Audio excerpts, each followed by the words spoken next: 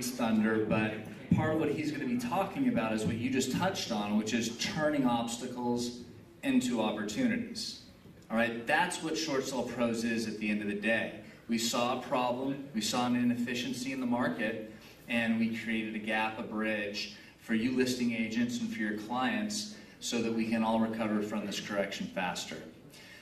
Back to you, Spencer, something I really wanted to hit on, and we've mentioned that you're not only a real estate attorney, but also a broker.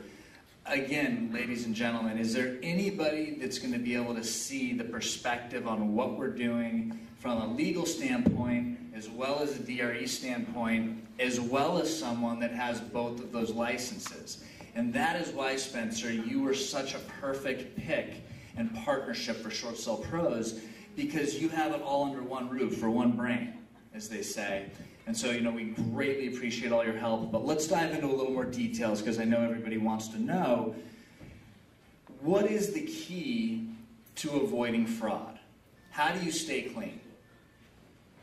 Well, in any real estate transaction, as you guys all, I'm sure, are aware, and your brokers are telling you, is disclosure, right? It's disclose, disclose, disclose. I mean, that's what we're taught in our classes, and that's what the most important thing is. It's a fundamental key to avoiding getting yourselves in trouble. And it's no different in our process here at Short Sale Pros. Again, we're going back to the idea of using a third-party negotiator, of entering into a potential flip situation. And, fraud, the definition of fraud legally is, the omission of a material fact or a material misrepresentation. And the idea is to avoid that and to make sure that all parties, including the lender, especially the lender, I guess, but including the end buyer, including the seller, understand exactly what we are doing, exactly what the process is, exactly how we intend to accomplish the final sale, and are made fully aware of that. And we have It's location, location, location.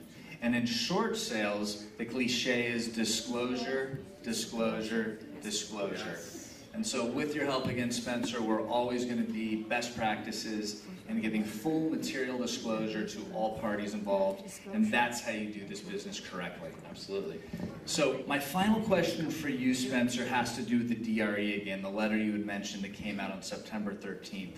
I'm very curious. I haven't spent a lot of time with regulators, but I find it very curious that they're very easy to go out and say what not to do, to point the finger, this is fraud, this is how you don't do it. And in fact, we are singing the same song. Everything that the commissioner said in that September 13th letter, we agree with 1,000%. So, like you had mentioned, Spencer, we were already doing the things that were reiterated in that letter. My question is this. Why can't Mr. Davey, the commissioner, or the DRE, why can't they just come out and tell us the right way to do it? You can't come out and, there's not one way to do it. That's really the reason why. I mean, you cannot create a list of all the things that are legal in the world to do, right? I mean, you can only set forth the ways that you aren't able to do something. I mean, not to get too technical or too legal on the subject, but I mean, if you can imagine that they come out with only 3 ways to do something, and technically we come up with a 4th way that violates no law, that could be an issue. There could be a legal issue there and liability on the part of the DRE and the lawsuit. So you can't create lists of what you can do. All they can do is create lists of what you can't do. And even in this letter, they don't even really, it's not a comprehensive list. It's not a list of what you can't do. It is a list of what you better watch out for and what you probably should stay away from. And even more importantly, why the letter is, as Jim said, sort of overbroad and it's scary to a lot of agents is because the details are in the nuances. I mean, it goes through a list of all these different things that it says are fraud, or it says could be fraud. And, right, the first one, it talks about flipping. And so upon, just a brief glance or a quick read of it, all of a sudden you might think, well, flipping is fraud. But that's not what it says at all. And really, the end of the letter, I think the commissioner has a quote or sentence in there that talks about saying the adjoining factor of all the things that he lists that you might want to stay away from are the fact that they're undisclosed or that they're being done without knowledge of the bank. And it's not the flip that's wrong, or it's the fact that you didn't disclose the flip that's really wrong. And so, again, it goes back to the disclosure, and we can't guess as to what the DRE or any governing body might think is the right way to do something. We can go by making sure that we are not violating any laws, which the laws are clear of what you can't do, and we can go by, of course, our ethical and moral compass that we're all trying to do the best thing for ourselves, for our clients, and not necessarily for the banks, but we have to do the right thing for the banks, and making sure that we disclose and making sure that we walk the right side of the line so that we basically can't get ourselves into any trouble whatsoever. And I even see it, amen to that, Spencer, I even see it as a win-win-win-win even for the big bad banks. Because at the end of the day, we're mitigating their loss. The average short sale is a 15% discount. The average REO is a 35% discount. So you have to understand that even though we're paying cash and buying these wholesale, we're still mitigating the debt if it were to go to foreclosure. Yeah, and of course, I've said that tongue-in-cheek because I don't think any of us are big fans of the bank here, but it is a win-win because, whether the banks realize it or not, if we have to hold them down kicking and screaming to make them understand, it's 100% better for them every time, all the time, to short sale a property than it is for them to foreclose.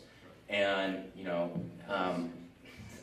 whether they get that, it doesn't seem like it, but it is to their benefit what we're doing. And we all saw this last week, GMAC and their improper foreclosures. Now Chase, you were just sharing this with me, Jim, Chase did the same thing today, and now they froze all of their foreclosures because they're not doing it properly either. Okay, what this all spells is short sale. If they cannot foreclose and auction these properties, then the short sale is the only viable option. We all heard Jim's story about the loan mods. We know that the loan mods are a Band-Aid. It usually just delays the inevitable. So the short sale is the best thing for your client, the homeowner, and it positions them to be able to buy again sooner, as we all know. Behind you, panel, or I guess in the middle of you, we have some awards to express our appreciation. As I mentioned at the beginning, none of this is possible without listing agents, without our partnerships. In real estate, relationships are everything. And so, Spencer, there's one up for you there as well, but I just wanted to show my gratitude again for all the great agents and our broker and attorney, Spencer, for being on the panel. Now, why don't we give him a warm round of applause?